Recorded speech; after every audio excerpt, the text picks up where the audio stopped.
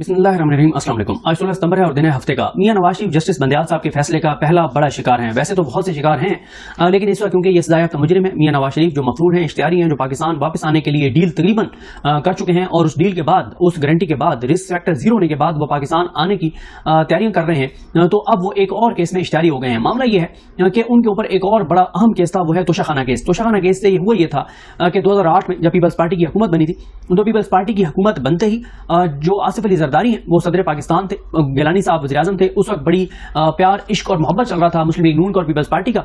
और उस वक्त मियां नवाज शरीफ ने एक अर्जी डाली थी कि मुझे 97-98 में जब मैं वज़ीर आज़म था तो मुझे एक गाड़ी मिली थी, पता नहीं वो मुझे कंफर्म नहीं है वो किस मुल्क ने दी थी। तो मियां साहब ने कहा कि मुझे वो गाड़ी बहुत पसंद है, तो मुझे वो गाड़ी जो है ना, वो गाड़ी प्लीज आप अगर मुझे दे दें तोशाखाना से। हालांकि तोशाखाना के रूल्स के मुताबिक वो गाड़ी ले ही नहीं सकते थे। इमरान खान के ऊपर केस ये नहीं है कि इमरान खान ये घड़ियां ले नहीं सकते थे। इमरान खान के ऊपर यह है कि घड़ियां ले भी सकते थे, बेच भी सकते थे, बस इन्होंने डिक्लेयर नहीं किया।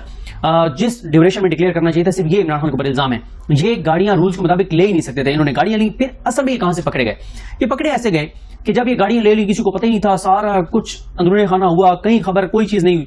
जब ये फेक अकाउंट्स केस चला था आसिफ अली जरदारी साहब का और उनके दोस्तों का, फेक अकाउंट्स का जब जायजा लिया जा रहा था, तो उसमें एक पेमेंट जब पकड़ी गई तो वहां से सारी वारदात पकड़ी गई। और वारदात ये थी कि जब आसिफ अली जरदारी ने गिलानी साहब को कहा कि मियां नवाज शरीफ को वो गाड़ियां दी, उनका जो पैसे जमा कराए गए वो फेक अकाउंट से जारी किए गए। यानी इतनी मोहब्बत थी नवाज शरीफ की और आसिफ अली जरदारी की। वैसे राना सलाह कल भी कह रहे थे कि 5 साल में ना मुल्क बर्बाद कर दिया था पीपल्स पार्टी ने 2008 से 2013 तक। आपको तो खुशहाल कर रहे थे ना, आपको तो गाड़ियां भी मिल रही थी, आपको तो फायदे भी मिल रहे थे, और आपका अंदर से तो मुकमुका चल रहा था। वो इमरान खान दुरुस्त कहते हैं कि अंदर से आप बिल्कुल एक थे। उसमें फिर ये हुआ कि जब वो फेक अकाउंट से पकड़ा गया, फिर वो केस खुल गया, केस चलता रहा, नवाज शरीफ इश्तिहारी हो गए, नई तरमीम आई, वो केस बंद हो गया। अब सुप्रीम कोर्ट के हुक्म के बाद केसेस जहां थे वहीं पर चले गए हैं, तरमीम से पहले जहां पर थे वहीं पर चले गए हैं। तो उसके बाद नवाज शरीफ तोशाखाना केस में इश्तिहारी हो चुके हैं, दोबारा इश्तिहारी बन गए हैं। और अब मियां नवाज शरीफ को जहां पे एमनफील्ड अल अजीजिया में जहां पे जमानतों का कुछ करना है, वहां पे इसमें भी करना पड़ेगा। तो ये एक बड़ी जो है वो डेवलपमेंट है कि नवाज शरीफ जो पहले ही इश्तिहारी हैं, फरारी हैं, मफरूर हैं, भगोड़े हैं, पाकिस्तान के इदारों को मतलूब हैं, एक और केस में अब वो इश्तिहारी हो गए हैं। अब साथ ही मैं आपके सामने जरा मतन रखता हूं, बड़ा इंपॉर्टेंट मतन है। ऑपरेटिव पार्ट जो है कल के फैसले का जो रिटर्न आया है, उसको ऑपरेटिव पार्ट उसमें क्या है और 2 जजेस ने क्या कहा है और 1 जज ने क्या कहा है। लेकिन उससे पहले मैं आपको जरा 1 मिनट के अंदर अगर बता सकूं, और वो ये है कि देखिए इन्होंने क्या क्या किया था। जो नैब तरमीम, अभी मैं वैसे आपको 1 मिनट में बता रहा हूं, इस वक्त तफसील से भी वीडियो करेंगे किस चीज में क्या था और इन्होंने चेंजिंग क्या की थी। इन्होंने ये किया था कि 50 करोड़ से कम वाली जो करप्शन है उसको एक तरह से लीगलाइज कर दिया था कि नैब उसको टेकअप नहीं कर सकता। बेनामी की तारीफ इन्होंने बदल दी थी। यानी अगर इसमें इन्होंने ये कर लिया था कि पहले ये होता है कि अगर मैं पब्लिक ऑफिस होल्डर हूं और मेरी फैमिली, मेरी अहलिया, मेरे बच्चों के नाम पे अगर असासे और जायदादें हैं, तो मुझसे पूछा जाएगा कि भाई तुम्हारी तो आमदन ये थी।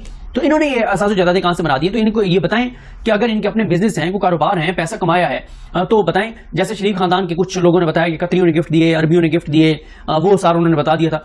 तो किसी तरह से तो जस्टिफाई करें। अगर जस्टिफाई नहीं करेंगे तो फिर वो जो पब्लिक ऑफिस होल्डर है उसको ये कहा जाएगा कि इसका मतलब है कि तुमने ये हराम का पैसा कमाया है, 2 नंबरी की है, चोरी की है, और तुम्हारे ही पैसों से इन्होंने ये जायदादें बनाई हैं।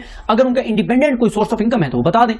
अब इन्होंने ये कहा कि जनाब अगर पब्लिक ऑफिस होल्डर के बीवी बच्चों के इंडिपेंडेंट्स, उनके पास पैसा है, अरबों खरबों की जायदादें, कोई पूछ नहीं सकता। ये इन्होंने इस तरह से उन्होंने कानून में तब्दीलियां करके और इन्होंने जो है वो सारी चीजों को एक इन्होंने इख्तियार दे दिया था कि आप जो मर्जी, जितना मर्जी पैसा कमाएं और जो मर्जी करें।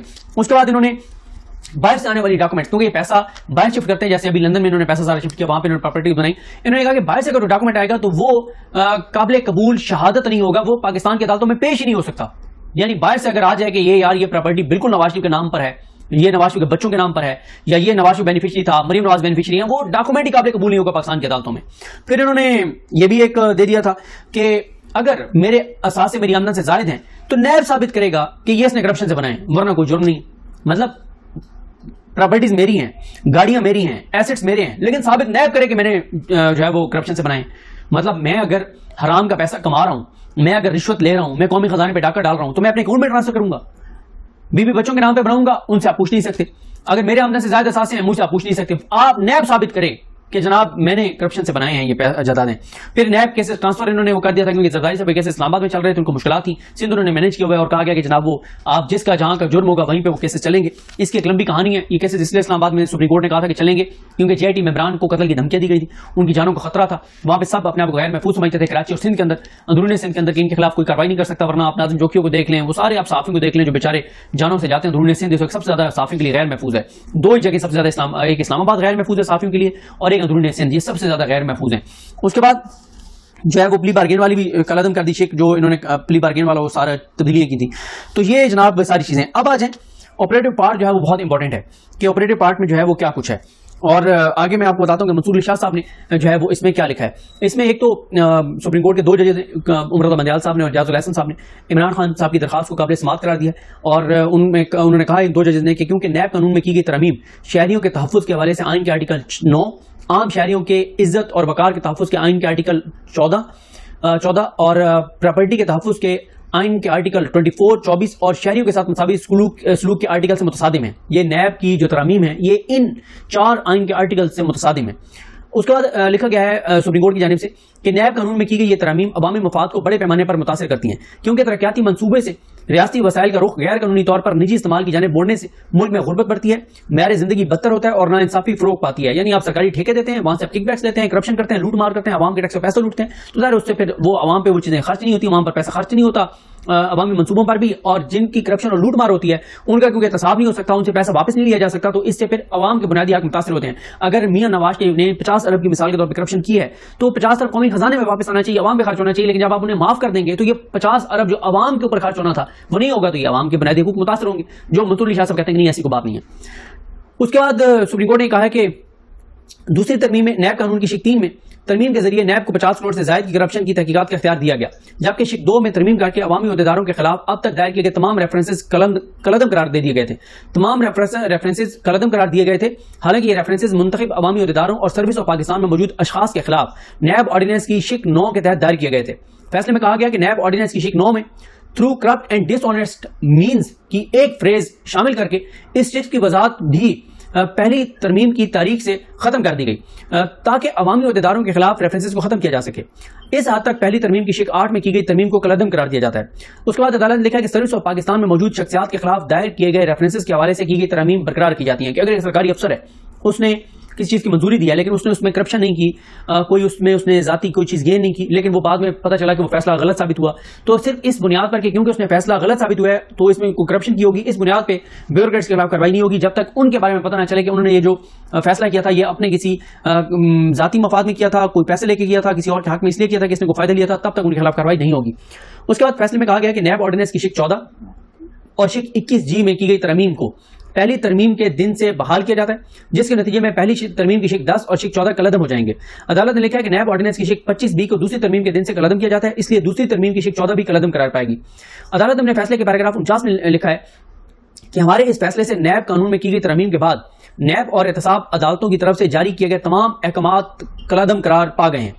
اور یعنی اگر نیب نے کوئی اقدامات کوئی فیصلے کیے ہیں یا نیب عدالتوں نے وہ سب کالعدم، اور ان کا کوئی قانونی اثر باقی نہیں رہا.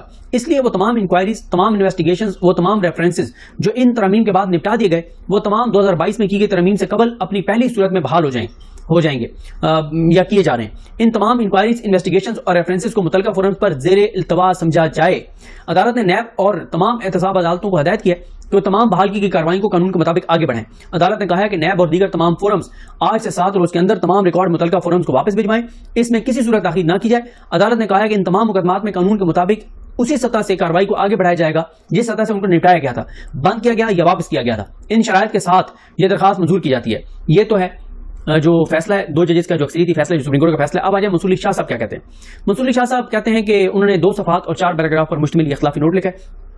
اس میں جسٹس منصور علی شاہ صاحب کا کہنا ہے کہ فاضل چیف جسٹس عمر رضا بندیال کی جانب سے اس کیس کا فیصلہ تحریر کیا گیا ہے جس سے جسٹس جاز الحسن نے بھی اتفاق کیا ہے.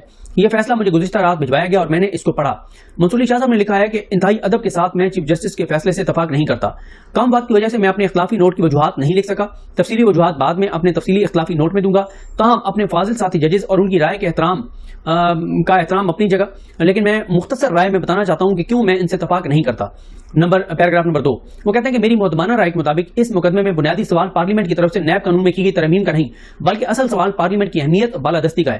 مطلب منصور علی شاہ صاحب کہتے ہیں کہ پارلیمنٹ بہت بالادست ہے، بہت مقدس ہے، اتنی مقدس ہے کہ سارے چور ڈاکو لٹیرے وہاں پہ پہنچے اور رجیم چینج ہوئی، اور رجیم چینج کے ذریعے پھر ان چوروں ڈاکو لٹیروں نے اپنے کیسز ختم کیے، عوام کے لیے تباہی کی، بربادی کی، معیشت کو تباہ کیا، برباد کیا، پاکستان کو یہ بنیادیں ہلا دی، پاکستان کو تباہ کر دیا. لوگ آج خودکشیاں کر رہے ہیں، رات پیٹرول اور ڈیزل کی جو قیمتیں بڑھی ہیں وہ آپ کے سامنے ہیں.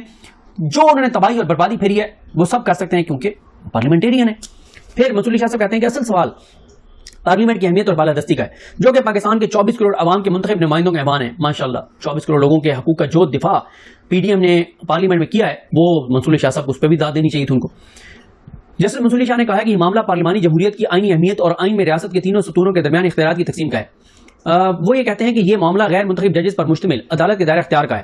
دوسرا یہ کہ اس میں پارلیمنٹ کی جانب سے بنائی گئی پالیسی کو دیکھا جا رہا ہے، حالانکہ اس میں آئین میں دیے گئے بنیادی حقوق کی کو واضح کہیں پہ بھی آئین میں دیے گئے حقوق کی کہیں پہ بھی واضح خلاف ورزی نظر نہیں آ رہی. منصور علی شاہ صاحب کہہ رہے ہیں کہ اگر 1300 ارب کے کیسز معاف ہو گئے ہیں تو اس میں کون سا بنیادی حق لوگوں کا متاثر ہوا ہے؟ ہمیں تو کوئی ایسی چیز مجھے تو نظر نہیں آئی. تو جو انہوں نے ترمیم کی زبردست وہ کر سکتے تو ان کو اختیار ہے، بالکل ان کو سپورٹ کرتے ہیں منصور علی شاہ صاحب. منصور علی شاہ صاحب لکھتے ہیں کہ میری رائے میں اس اکثریتی فیصلے میں خامی ہے، کیونکہ آئینی کمانڈ یہ ہے کہ ریاست اپنے اختیارات اپنے عوام کے منتخب نمائندوں کے ذریعے استعمال کرے گی. مطلب یہاں پہ بھی ان کو منتخب عوامی نمائندوں کے ذریعے اختیار کے استعمال یاد آ گیا ہے. حالانکہ یہی منصور علی شاہ صاحب وہ قسمت خان زبری نے وہ فیصلے کی اسکرین شاٹ لگایا ہوا تھا کہ 90 دن میں انتخابات کے معاملے میں کیا کہا منصور علی شاہ صاحب نے. تو ماشاءاللہ بڑے عوامی نمائندوں کے ذریعے ریاست میں اختیار استعمال کر رہی ہے. پنجاب اور کے پی کے میں آدھے پاکستان سے زیادہ کے 2 صوبے ہیں اور ان میں جو حالات اس وقت صورتحال ہے بلکہ 60-70% ہے پاکستان کا، اور اس پہ منصور علی شاہ صاحب کوئی بات نہیں کرتے کہ کیوں وہاں پہ عوامی منتخب نمائندے نہیں ہیں اور پپٹس جو ہیں ان کے ذریعے جو ہے وہ وہاں پہ حکومتیں چلائی جا رہی ہیں اور تباہی اور بربادی 2 صوبوں میں پھیری جا رہی ہے. اب تو پورے پاکستان میں ویسے تباہی اور بربادی ہے. اس کے بعد منصور علی شاہ صاحب کہتے ہیں کہ اس زمن میں سہجہتی تقسیم جو ہے وہ جو اختیارات کی تقسیم ہے اس کو مد نظر رکھا جائے گا جو پارلیمانی جمہوریت کی بنیاد ہے. منصور علی شاہ صاحب کہتے ہیں کہ اکثریتی فیصلہ غیر آئینی اس لیے بھی ہے کیونکہ اس فیصلے سے پارلیمنٹیرین والا کام کیا گیا ہے، جس سے سیاسی بحث اور پالیسی بنانے کا کام پارلیمنٹ سے سپریم کورٹ کے عدالتی ہاؤس میں منتقل ہوا ہے. یہ طے کے بغیر کہ آئین کے تحت پارلیمنٹیرینز کا احتساب بنیادی حقوق کا اہم حصہ ہے، اکثریتی فیصلہ اس نتیجے پر پہنچ گیا کہ یہ ترامیم بنیادی انسانی حقوق کی خلاف ورزی ہیں. وہ کہتے ہیں کہ کہاں ہے آئین میں لکھا ہوا کہ جو آئین کے تحت ضروری ہے کہ جو اراکین اسمبلی ہیں ان کا جو ایک احتساب ہے وہ لوگوں کے بنیادی حقوق میں شامل ہے، اور ساتھ ہی وہ کہتے ہیں کہ جناب یہ پارلیمنٹ با اختیار ہے اور ہم اس کو نہیں مطلب چھیڑ چھاڑ کر سکتے. اس کے بعد منصور علی شاہ صاحب کہتے ہیں کہ اکثریتی فیصلے میں پارلیمنٹ نے جو کیا اس کی تعریف نہیں کی. پارلیمنٹ کچھ بھی ختم کر سکتی ہے یا پارلیمنٹ کے قانون سازی کے اختیار کو کسی صورت ختم نہیں کیا جا سکتا. اگر پارلیمنٹ نیا قانون بنا سکتی ہے تو پارلیمنٹ اس پورے قانون کو ختم یا اس میں ترمیم بھی کر سکتی ہے. ان تمام وجوہات کی بنا پر میں اپنے فاضل ساتھی ججز کی رائے سے اختلاف کرتا ہوں. تمام تفصیلی وجوہات بعد میں جاری کی جائیں گی. یہ منصور علی شاہ صاحب کا جناب اختلافی نوٹ ہے. یہ صورتحال ہے، یہ حالات ہیں، یہ واقعات ہیں. تو یہ آپریٹو پارٹ ہے. مجھے اپنی دعا میں یاد رکھیں. حالانکہ منصور کامی ناصر. اللہ حافظ.